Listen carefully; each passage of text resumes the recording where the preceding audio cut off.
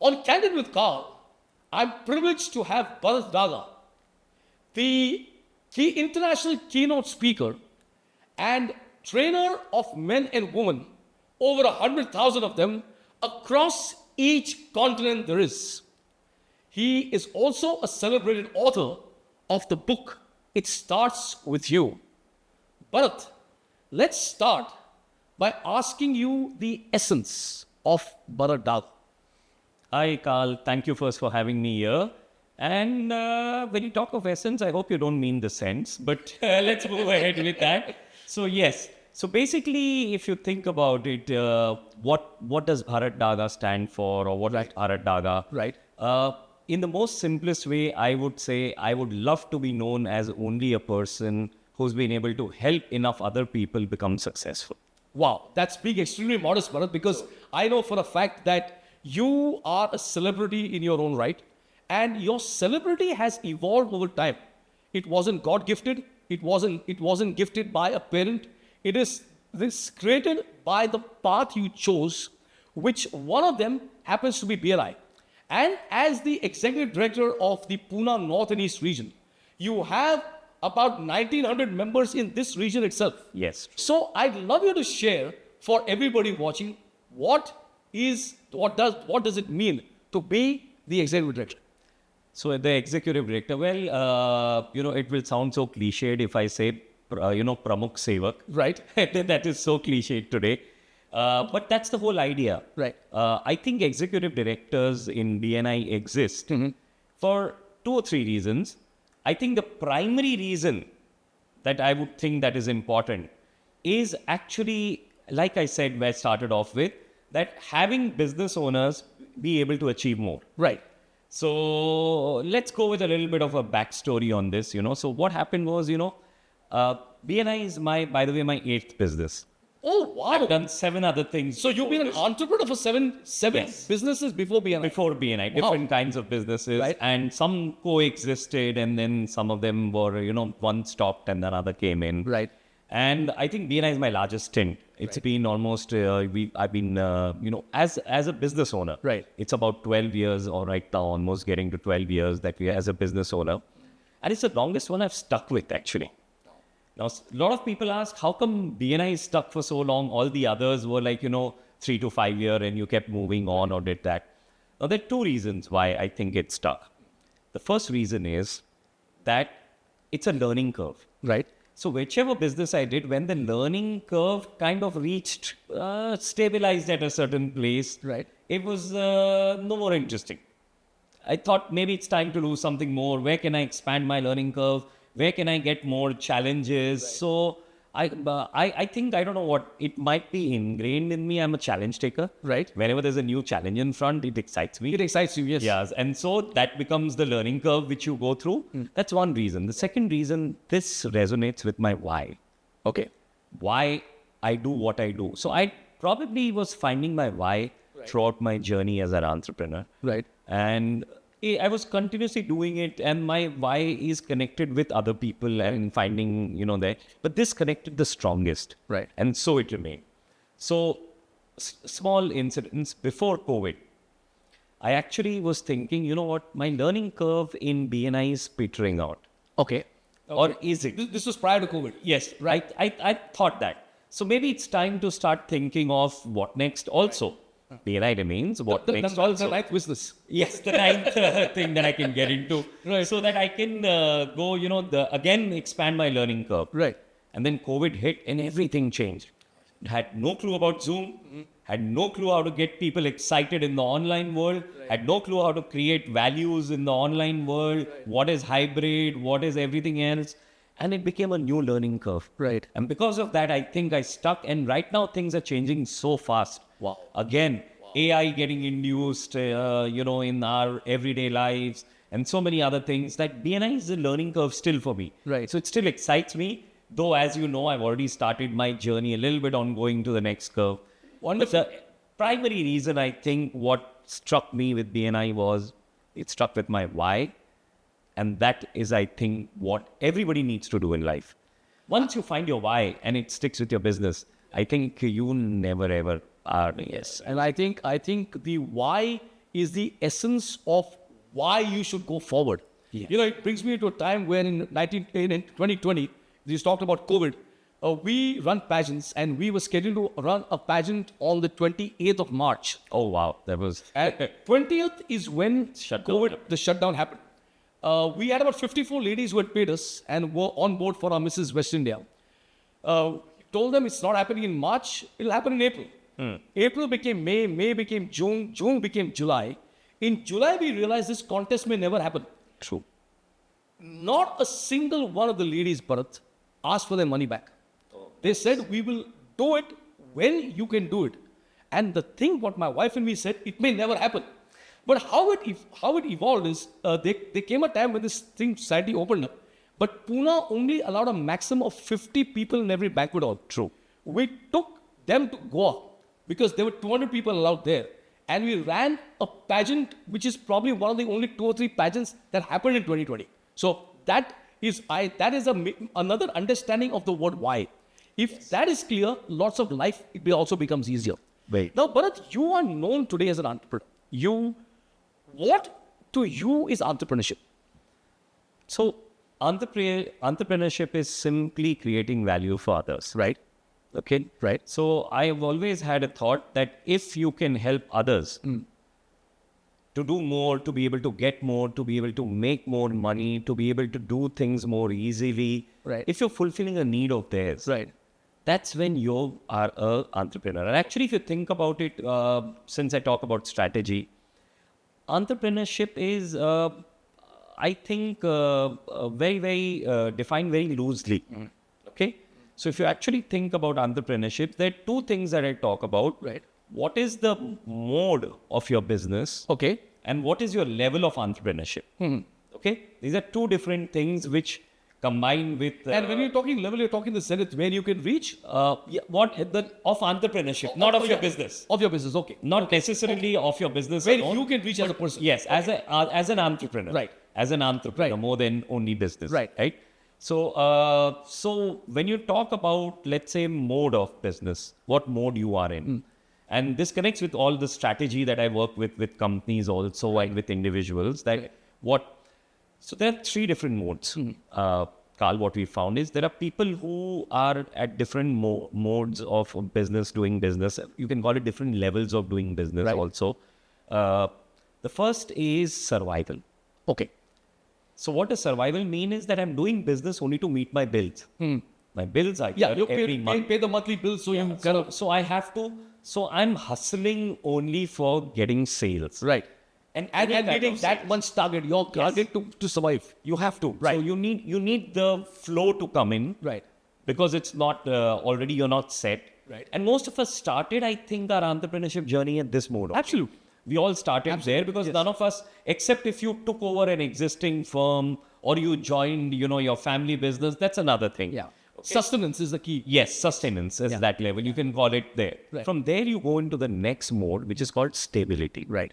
Now, when we talk about stability, what we mean is basically that I know that because of the flow of my clients, because of the kind of clients now I've got, already in line. Let's say you have a multiple contractual business every year, the contract gets renewed. Right. There's enough of number of, confirmed contracts. Correct. That you have that money flow kind of confirmed, that you know that I will meet my bills and there's a little bit extra which is going to be left off. Right. Now at this stage, entrepreneurs should start thinking of how do I go up the value chain? Correct. How can I create more value with the same work? Right. Okay, with the same work, how can I get more, higher volumes of there, or higher level of service, or More money is flowing in. Yes. So more than more money flowing, it's more value creation. Right. So it is going to be charged at a different rate. Right. You can put it. But money, I've always thought, It's a kind of you're right. It's a Actually, byproduct. money will be a byproduct. It will happen over there. But you're being able to get them to do more. Okay. So that way. So that's stability. After that comes abundance. Right. Now, when you're at abundance stage, you know that you've got extra. It's like a cash cow, in the money flow quadrant. You're getting extra. You just keep milking it. You're getting enough to roll in it. Right. At this time, people should start thinking about entrepreneurship at this level for their business. Right. They should start thinking about how do I actually do, something else Yes. which can add to this. Right. Now, how will that happen is it could be possibly they would do franchising or bundling of services or what kind of co-creation they can do together Right. over there. At the lower level, you would probably talk of collaboration. Right. At the stability level, you'll look at how can I have more collaborations. But here you're going a step up, so it's more of co-creations, more of franchising. How can I make more money? According to me, and if I'll put it in Hindi, एक business owner का धर्म है कि कम काम करके मुझे ज़्यादा returns मिलनी चाहिए. If I should work less and get more, it's our solemn duty to get that. And that's where, if you come to know what is the mode of business you're playing there, Right. you would know that, okay, so I can go to this by doing this stuff. And so that's the mode of Your business. karma and your dharma Yes. will eventually lead to nirvana. Yeah, so possibly, yes, I completely agree. You need that bit of luck, Right. which is your karma. Yes. So you need that little bit of Yes. luck, of course, because some people, मेहनत करने वाला कभी भूखा नहीं मरता, पर मेहनत करने वाला necessarily cannot become really, really And wealthy. I think you know what? Sometimes it's your stars, your destiny, your fate. Yes. It's just that some people are touched by God and a particular business will zoom up. Yes. Whereas a similar person will be languishing, and when you really try to understand why, you can't quite pinpoint. So when you talk about hard work, people are hardworking for the Yes. most part. Yes. But sometimes the business somehow just doesn't take off. And possibly it's also because they're not using the right strategy Absolutely. of how to be able to scale up. How to stay ahead of the pack. Yes. How to do something differently. Yeah. You're stuck in doing what you're doing Yeah. that you don't have. The worst part is entrepreneurs talk to everybody else, but they don't have the time to talk to themselves. Yes. And so what happens is they don't sit with their thoughts, their business, their growth plans. Yes. We are so busy helping others to grow Right. that we don't think of our growth. Yes. So that's one part. The other part, what I said was what level of entrepreneurship you are at. Now, this is honestly not mine. Right. It's by, the founder of the Action Coach. Right. He's called Brad Sugars. And he's spoken about this. He's written a book. It's in the book also. And I've just kind of extracted it and I've thought of it from my point of view or my way, which I understand. So normally people think that I've started a business. I've become an entrepreneur. It's so, loosely used terminology. And I'll tell you the levels of how, and the fifth level is an entrepreneur, okay? Okay. So that more levels. Okay, you go grade upwards and then you finally reach entrepreneurship. Then you become an entrepreneur, okay? Right. So level one is, let's say you are working for somebody and now you've left the job and you started a business. Right. Here you are employed, Right. you become self-employed. Right. That's all. And here you don't even get a salary. So you're basically working only for yourself, but you're still as like an employee and you don't get salary, you don't get paid, you're only working for others. Correct. For paying them or paying what are your dues. Right. So that's self-employed. Right. Everything you're doing on your own at the beginning. And most of us started our businesses like that. Yes. We have to. We should. Yeah. So that's where we start our business normally. When if you're a first generation entrepreneur or you're a person who's just started it. From there you go to the next level where you're managerial employer You're right. of that level. Your competency keeps going up. So you've gone up. Now what you're doing is you start hiring your office staff. So that means you have a runner boy. You Right. probably have a office boy. Right. You have your admin staff. Right. They're still doing. HR and everything the works. Yes. No, not HR and all. Right. So we've not reached that Okay. level. Oh, That big as yet. okay. We've not reached that Right, bigger level. right. So we're still working with support staff. Yeah, skeletal stuff. Yeah, Support yeah. staff only. But the major thing over here, so HR, yes, somebody looking after HR, but you're not that big a firm. Right. As yet, Right. But the main thing over here is there's only one person which is pumping the machine which is printing the money. There's only one person kind of, running that machine, and that's you. Right. So if you go for a holiday, your machine is stalled.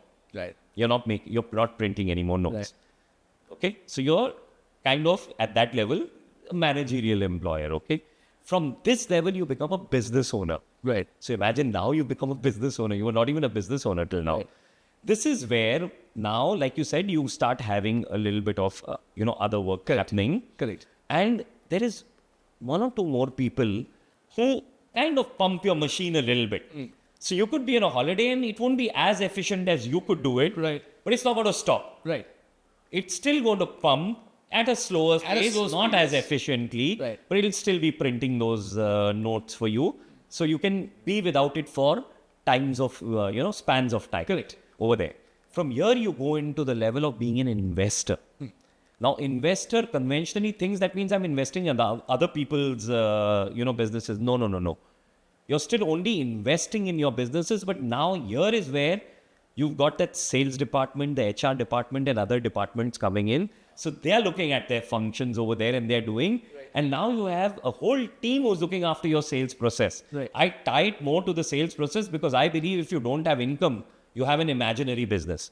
Right. If it's not producing any revenue, right? So then that is where you become an investor. You're investing only basically in your business with a thought process. Correct. And others are doing the work. Right. So this is where the second difference also happens, where you think about it. You become a business owner from a business operator. Wow. So you are operating, you are not a business owner as yet. You are only operating your own business. Yes. And now here you start changing track from business owner to the business owner level. That others are also now participating to create wealth for you or wealth for your firm over there. And then finally, the fifth level is entrepreneurship. Now, when you think of entrepreneurship, I basically think of Richard Branson. If you Google Richard Branson and his secretaries, you have a photograph with him and his 4 beautiful, very nice looking executive assistants or secretaries, whatever you call them. Right. Richard Branson comes to India. He's sitting on an elephant, having fun. He's just launched, the Virgin Cruises. Yes. So he's on the cruises. He's shooting videos. He's putting reels for that. So he's having fun all the time.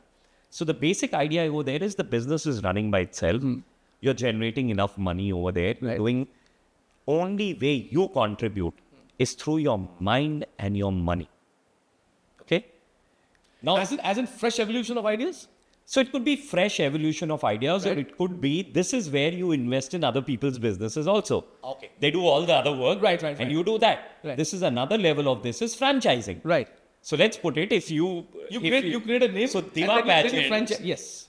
now is franchised everywhere. Right. So maybe Karl runs only the Pune show. Right. But every other show, and it's happening in maybe 70 countries in the world. Right. But everywhere this is doing the work and running this thing, but your business is still going on. Right. So that could be the level of mind and money only. Right. Now, if you think about it, when I started thinking about this from my point of view, because I think examples explain it better than just theory. So I'm at level 3, maybe a business owner. Okay, so most of the business churning is done by us and that, but that was not satisfactory for me. Okay. I wanted to go to level 5, and it's difficult to remain at level 5. Right. You would always come down for normal people. I mean, either you become at that level of Richard Branson, but we are not all that level, right? So we would keep going and coming. So that's when I started saying, hey, how do I reach level 5? What can I do? How will I work? How can I, become where I only mind and money matters? Right. And that's where I started getting the idea of why not. I've worked with so many business owners. I already tell them what strategy to use, what could be a good way of, taking your business ahead. So I became a business strategy consultant. Now, all I put is my mind over there. Right. Who does all the work? The business owner who's actually working. And the way I work with them is through sweat equity. It's sweat equity. Okay. So what happens is that... So this is a lovely term. So this is, please define what exactly is sweat equity. So sweat equity, see, most companies who are at a certain level can't afford to pay a consultant Exorbitant a amount. monthly fees. Right. And that's why what came to my mind, or what I saw in practical life, was are people who need the consultancy the most. Right. Who can't other people who can't afford it. So micro and small business owners, even medium business owners, find it very difficult to get a consultant, and especially a consultant who can actually think big. Correct. For them. And so what happens is it stops their growth. And so what they can offer is only a share in what I will grow. Right. Which is basically a part of your ownership. So you give a part of the ownership. Obviously, there has to be a certain level that you've reached, that you have some value to your organization. Correct. But then if you're stuck over there, or you're not creating, that's where you need people who can probably take you up. And that's what. So the whole idea, what I wanted to tell was more than anything else that, so this is where I go to level 5. Right. But I don't stay there, of course. I do it by there. And then I go back to level 3 to my normal business. Each person can keep thinking of how can I go a level up by thinking of how I can either, delegate my business, Right. or I can make a collaboration where others do my work. So let's say a software company which has got people with them and they're doing a lot of business. Right. But they're able to scale up, they're able to get more orders. But how many people can he keep hiring? He might think, what happens if I don't get future, contracts? I might have people on the bench and so I'll be paying them and not. One of the ways that's where the level of, stability comes also. So that's where I can collaborate with another person. They make the software. All I do is the QC, the quality control. Right. And that way I can keep scaling up. Correct. And then once again, I've gone up on the entrepreneurship curve. Why? Because again, I've gone a little bit to the investor level. It's my business still, but others are working with it. And so we can work. So that's, I guess, one way of putting it. So entrepreneurship sounds like one word. It's made of so many words, actually, and so many things. And I think this is encompassed once again by Richard Branson when he says losing your virginity. It means imbibing words like delegation, imbibing words like sweat equity, which will finally enable you to reach a level of entrepreneurship. Yes. Wow. Bharat, what many people may not know is that you're a Yale University graduate. Please tell us about that stint. So you left out the second part of it, Karl, which was I'm on basics of psychology. Okay. I'm not connected with psychology in any way, right? Okay. Well, that's a COVID thank you. Right. Okay, sitting at home, nothing to do. So let's see courses. Right. Now, this course seemed really interesting, and psychology has always interested me. Right. So I love reading about OB, organizational behavior, or buyer decision making, or how do people make decisions, Right. biases, heuristics. All of this has been this thing. So I've read multiple books on that. My favorite is, of course, Daniel Kahneman's Thinking Fast and Slow, where he talks about different ways of how we take decisions and how. Right. Now, this was helpful. This is helpful for me also for my business work, which is, again, BNI work also, and also for my strategy work, so that decision making is understood more easily of the person that you're talking to. Right.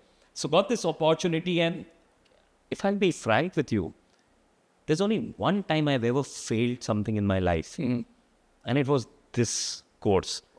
I would have preferred saying this That I aced it. T asterisk hashtag and whatever comes with it course. Right. Because I've never ever had a failure in my life in studies, Right. academics. Right. Now, so, they give you classes, they teach you. I took all the notes. They also give you reading material, took the notes. And then after every module, you're supposed to give an exam. Okay? And the passing is 80%. Right. It's not our normal, 51%, 51%. And also you pass in professional courses, 80%. Right. So I said, big deal. I have my notes open in front of me. I have Google open in front of me. I can always go somewhere and there's no time limit per question. I'll be able to do it. And I start opening it. I start getting a question. Question number 1. 4 choices. All 4 seem right. And I was like, okay, look at the notes. Okay, still no clue. Okay, look at Google. Try and cheat. Still no choices. And so at one point of time, I realized that, okay, you're all alone. Right. And then you realize that have you actually gone through the material where, because every question was not a question of what is the material or what is the theory, but how are you adapting it? Okay. How you implementing it? Yeah. Okay. So each thing was a mind process actually answer. Yeah. And I started realizing it as I started doing it that maybe I didn't think of it from this way. I did keep answering each one of them. I didn't get 80%. Of course, I failed. And then they make you go right at the beginning and start from the scratch. It's not as if you can proceed ahead and you answer this whenever you want to. Correct. So went back, started answering it. Well, I passed the whole course with 98%. Wow. So it wasn't too bad because I realized that this is what I need. That also taught me why a Harvard or a Yale or a Stanford or a Wharton is what they are. And Or IIM. Your next book could probably be titled The 2% Difference. Possibly. Yeah. So, because, it taught you thinking in terms of how do you apply. Right. It's applied knowledge which matters, not only learned knowledge. Yes. And I think that applies to life. applied knowledge, especially in life. Bharat, when I was with the director with the Indus International School, my boss, Lieutenant General Arjun Ray, he used to talk a lot about higher purpose. Okay. And at the time, people say, I'm a director, I'm a senior teacher, I'm whatever. And we used to try to figure out, what is this man talking about? Okay. It's only once I got into pageantry and I realized that the true happiness is making other people happy. Yes. Seeing them rise, seeing them better themselves, seeing elevate their own standards of living.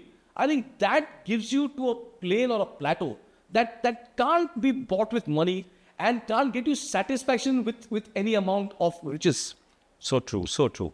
And also, the book I've written, Right. it starts with you. There's something that I talk over there of what's your value statement Right. of your business. Yeah. Okay. And that's also where I talk about most people when they talk about their business, Right. they talk about what do they do. Hey. Okay. Right. One example, let's say a CA says, I'm a chartered accountant. Right. Okay. Right. I work with your taxes over there. But very few people talk about what is left with me after you finish doing what you had to do. Oh, I see. That's called the benefits. Right. Right. So there are two ways of talking about your business. One is the feature. The feature. Yeah. One is the benefits. Now, You're talking similar to the sales concept where they call it fab, feature, advantage, but what you actually say is the benefit. But you know what? The problem is that we've been taught to speak about our features and then our advantages and then the benefit. Right. That's kind of wrong. Right. That's kind of wrong. You have to highlight because the first benefit. you talk about the benefit. So let's say if someone asked a chartered accountant, what do you do? Right. He said, I legally help you cheat the government of paying taxes. Right.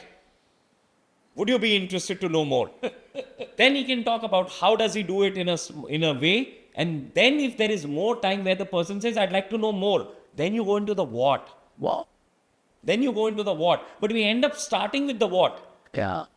over there. And I think most people get stuck because, what you really sell in life is benefit. Yes. I mean, my benefit, this you put it very articulately, Bharat, because if most people, they get into the habit of talking or articulating benefits, Yes. their own businesses would thrive. It is. Because now you understand why I should be with me or why you should buy my product. Why should or one buy service? Or, Yes. So it's very clearly, nobody buys a drill. Right. I don't need a drill. What do I need? I need the hole. Yes. So that I can hang something over there or put some furniture, this thing over there, or do something, wherever I have to build on it. Right. So I buy the hole. I don't buy the drill. Yeah. The drill is the purpose that it serves to buy the hole. Right. Similarly, nobody ever wants to take part in a pageant. Right. What they want is It's the crown. Yes. They want the crown. I mean, or the exposure. yes. Or the experience Right. of that. Yeah. Of being special, of trying to be special, trying to be different, Right. trying to be someone who's, kind of confident. And a title elevates the Learning. Yes. Yes. And so that is something which I think is really which I love talking to business owners about. Right. I keep telling them, please stop telling us what you do. Please start telling us of how do I benefit from what you do. Right. And that is going to get you more people, more business, and even more people helping you get your business. Right. Bharat, I'll tell you, a lot of times when I'm invited to speak, I normally talk of this term called personal brand. Okay. So I'm talking for sure to a man who's made his name into one. As in Bharat Daga today is a brand. Thank you. I didn't know that. I don't think really, so. Really. There is, like I said, there is Bharat Daga BNI and there is Bharat Daga beyond BNI. Now, Bharat, yet to you is the essence of a brand.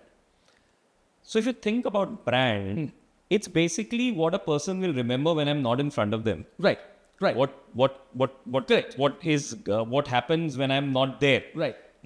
Now, if you think about it, branding is, I don't know, I've always found that I've not, or let me put it, I've not found the perfect answer of what is a brand. Right. I'll be very, very frank with you, okay? I mean, in colloquial terms, it's probably you buy a feeling. Like, let's say when you're buying a Nike shoe or a pair of running shoes, you're not buying the fact that it's the biggest, sportswear company in the world, billions of dollars in equity. You're buying a swoosh.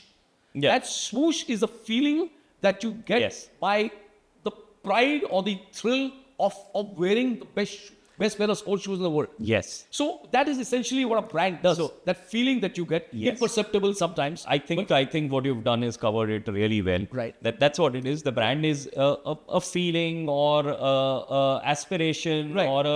or what the way I look at it, right? Yes. And if you think about it, whenever I talk about brand, Right. there's something called brand persona. Right. Which also now has become a buzzword over there. So what's the persona? So that means what are you trying to create? What does a person recollect with you? Right. Now, when you think about branding, so I'm old-fashioned maybe. I go back to Philip Kotler. Okay, Right. So branding is a part of which actually is a mix of all the 5 marketing mix which we call The 5 P's. the 5 P's. But just for purpose, everybody, please share with us what are the 5 Yeah, P's. so, but you know that actually the actual concept was not Philip Kotler's. Right. It came before that and there were only 4 P's. Yeah. The 5th P was Product, not price, there. place, and promotion. Yes. So it was product and then it was, so I like to put it in another way. Right. So it starts with, of course, your product or your service. Right. Then it starts with something which came in the last, which is person. Right. Then the place, Yeah. and then the price, and then the promotion. Right. And this is how I remember it. Why? Because I feel this is the progression, Sequence. the progression Right. of how you would make a marketing mix to put your brand across. Right. Right. Now, if you actually go into depth of each one, Right. there's it's a whole big this thing, but very quickly. So if you think about your product or service, we've already spoken about it. What need is it fulfilling? Right. What need is it fulfilling? Right. Or how is it benefiting the other person? Or what problem is it solving? Right. Is normally the product or service that you should be thinking about, and where that means that this is what it's there for. Now, based on that, the person, which actually is a part of the whole thing, and that's why the person was not thought, it was presumed that it's everything and it came in as last. Yes. But it's become important now is because person is used in 2 ways. One is inside and one is outside. Now, the outside is the marketing mix. In strategy, inside is also incorporated. Right. So let me explain. Outside means which will be the person who will need that need. Right. So You're addressing that need. yeah. So who will need that, right? So for example, let's say again your pad. I love to do it personally with who I'm talking to. Right. So like your pageant. Right. So someone who wants to gain their confidence. Correct. Or be able to talk or express themselves or Get come over out- stage fear. Yeah, over there. Right. Now that is the person who wants to do that, right? So the way they would want to hear from you would be different from the person who wants to show that I can be the best of the best. Yes. Yes. So you will be different. So different ways of communicating with different people. That's that. Now inside, when we talk about strategy, business strategy, we talk about who will we need to actually be able to get all the other 4 P's done also. So my employees, my partnerships, my associations, all of that might also come to it also over there. The next would come, why I say or logically would be then place. Correct. So where am I going to be there to put it? Geographical. Yeah. So it could be Geographical. digitally or geographically. Yes, So digitally do you also. want to be this thing? Yeah. So now there's a blend happening. So if you know, so earlier it was only, let's say a brand Nike. Right. Since you've been using it. Yes. It had to be in every place where there was a high-end marketing street. Correct. Over there. So it had to be in person. People bought shoes in person only. But Nike now has experience centers, most places. You go over there, you can try the shoe to fit your size and how it is, but you still order online over there from the store itself. So a hybrid model or whatever you call it, we call it hybrid. Yes. So again, that can become a place. Now, place is in another way also, it can be thought of in another way. Do you know Rolls-Royce doesn't exhibit any of its cars at a show. at a car show? Yeah. Rolls-Royce only exhibits its cars at shows where they are selling private jets or private yachts. That's the place where their people coming. Right. That's where they want to be identified as over there. So that's again the place where we put it. So which place is going to be dependent on? Bharat, if I can just digress, one of the great lines in branding was they kept saying that whatever your headline is, it must be brief. Yes. And I remember Rolls-Royce, they came out with a line which said, at that time they talked of miles and not kilometers. At 60 miles an hour, the loudest sound in the new Rolls Royce is the ticking of the clock on the dashboard. Nice. And Yes. people realized that the car ran so smoothly that actually, and it defied all norms. Yes. So then that it has to be brief, it has to be very catchy. Yes. If you just give a statement at the start, people are in sync and they say, oh wow, this is the thing that makes more sense. Yes. Yes. So that's where you already gone to the last P, which is promotion. Right. And how do you promote to them? So that would be So we already got to place, Yes. and then if we go to the next part of it, where it would be price. So Right. the pricing. You have a pen for 10 rupees also. You have a Mont Blanc which is for lakhs of rupees also. Yes. And both have a place. Right. But what need a 10 rupee pen is serving is of writing, I want something captured on paper. What need would a Mont Blanc be serving would be more in terms of, it's a esteem status. need. It's I'm a elevating esteem, your it's a status. status Yeah. need over there. Yeah. It's not for writing only. Right. It's not for writing only. It's actually a Mont Blanc is used more for decoration. You wear it and people go, wow. Yeah. I mean, You know- that means obviously you're somebody. You So don't, if you don't wear a Mont Blanc over here. Yeah, or a Mont Blanc over here. You want people to see it. So otherwise, so it is for. subliminally says, I'm at least worth 50,000. I'm here.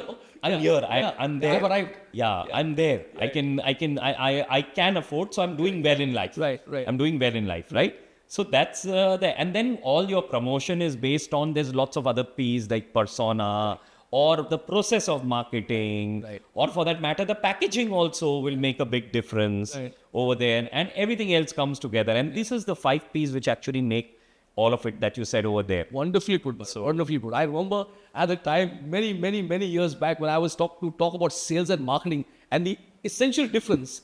I started with saying, of course, it was 4 P's at that time. Yes. You know the 4 P's of marketing: product, price, place, and promotion.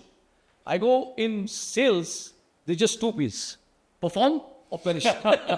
Perfectly right. But even in that, Right. it can change. Right. Like for example, let's say Yeah. you already have a product which is defined. Right. You don't have a choice. Right. Let's say you're working for somebody, or for that matter, you've taken an agency of someone. Practical example, okay? Right. So one of the businesses that I did was selling LLDP granules. Unbelievable, right? Right. Okay. So industrial sales. Actually, I love industrial sales. It's really something which I really love doing. I went into quite a lot of industrial sales. Okay. So really love doing, because this really works on relationships. Right. Industrial sales. And So, somehow so the P is important even in industrial selling, as in the person? Oh, yes. Oh, of course. Okay. So, let me give you the whole case study if that is going to help to explain it. Okay. And as I say, facts tell, stories sell. Yes. So, let's.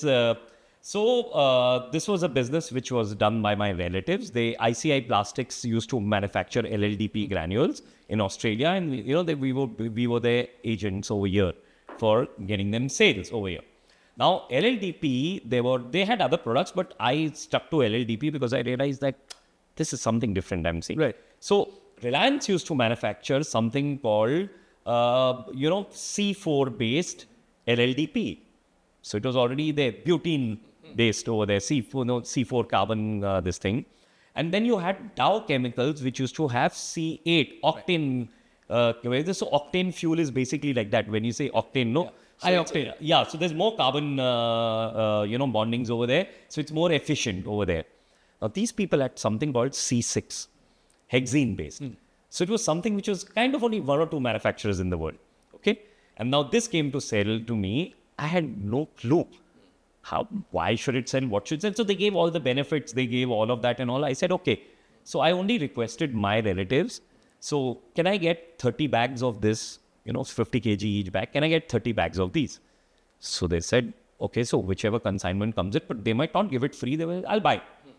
I'll buy it. Whatever the cost, I'll buy it. And then, just put it in my house corner. Right. Had only bags of LLDP over there, like a industrial shed. And I used to put this in my car and go to places over there. And I used to go to places and tell them, you know what? This is the benefit of this. This is this. But this is what they are saying. I have no clue. Okay.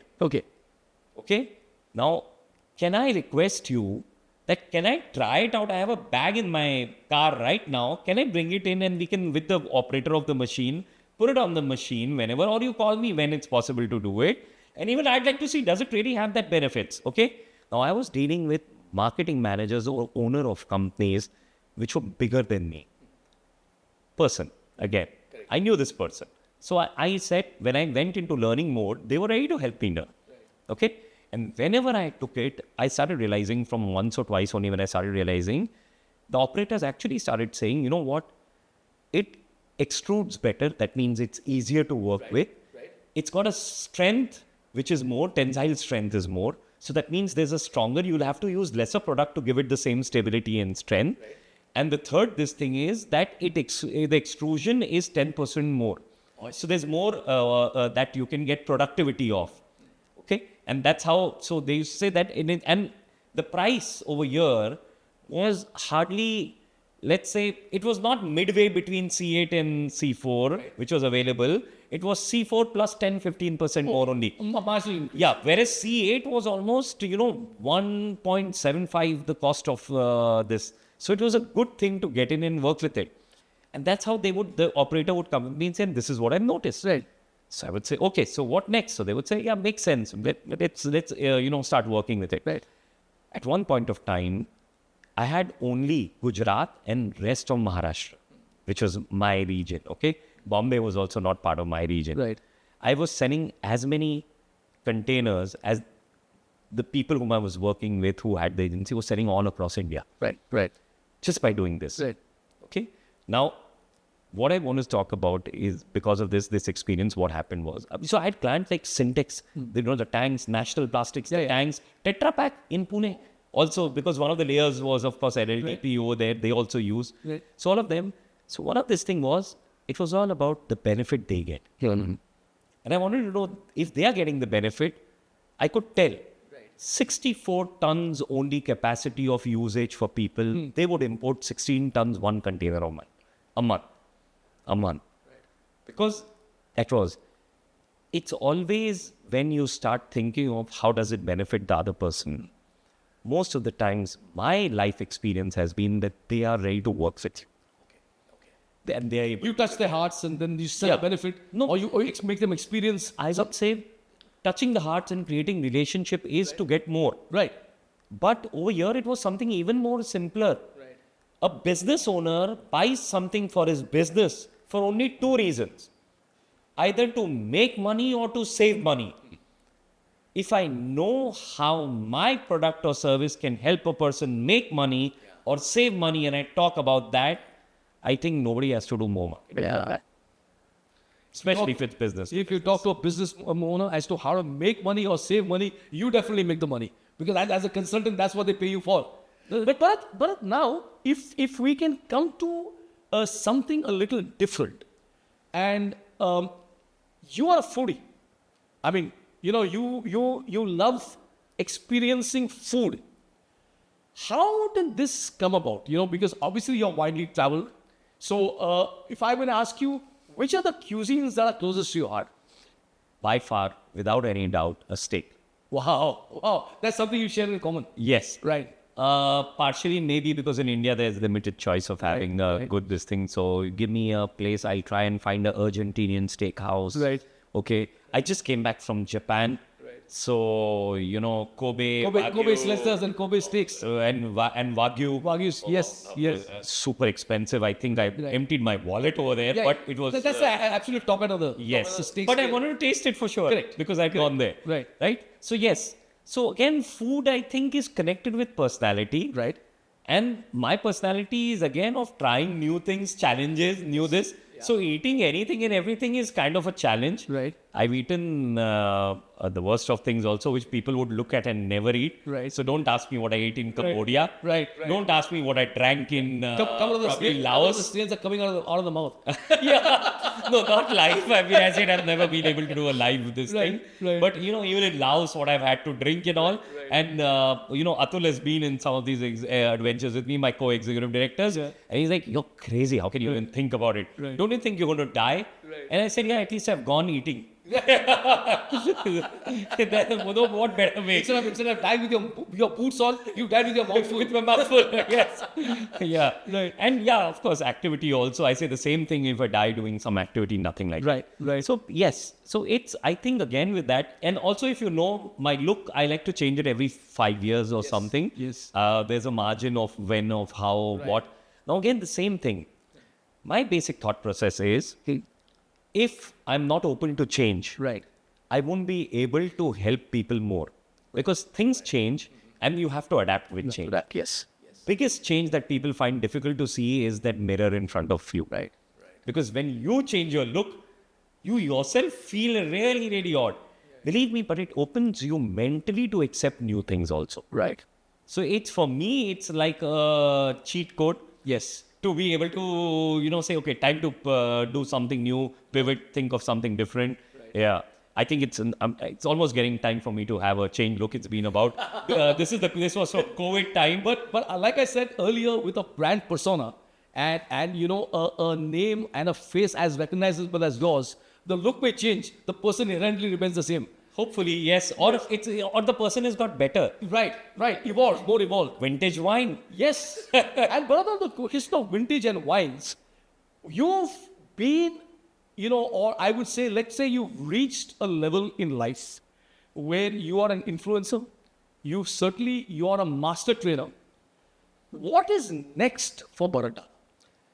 So the next part of it, that's the reason why I started looking. What happened was, in BNI, how we have entrepreneurs. Right. So they used to always come in and say, so how we're not getting enough from this. So what can we do? Most times I ask them, when I started asking them, so, okay, what do you ask? Right. Where do you want connections? Right. How do you talk about it? Right. Now, there were two things I found out, or two or three things, maybe you can say. The first thing was that they were not very sure what they wanted themselves. Right. So a lot of people say, no, anyone can be a good client for me. Right.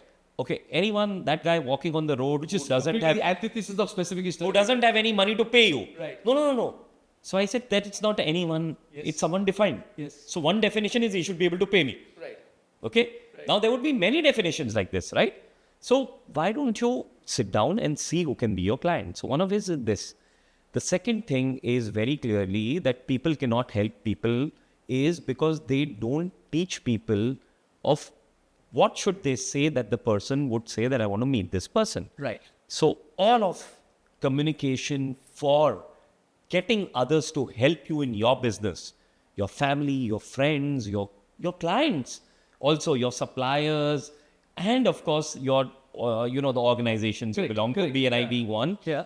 Your communication, only two things I think are important. The rest is done with time. Okay? But two things are important. One, where do you want a connection? Right. Where do I want to get connected? And the second is, what should you tell them that's going to help them either make money or save money or anything connected with that? Because they would say that, yeah, I would like to meet this person Right. over there. And you'd be able to grow your business very easily with other people actually talking on your behalf. Right. Right? So that's one of the learnings I had. The second learning that I had was most people did not understand only where are they looking to take their business. So they were asking with, a florist is asking for, on your anniversaries and birthdays, you can order a bouquet from me. You're going to get $500 for God's sake for a bouquet, or 1,000 rupees for that. So why aren't you asking for a wedding? Right. Why aren't you asking for wedding planners who can give you that wedding over there? And multiple bouquets. Yeah, where there's multiple times.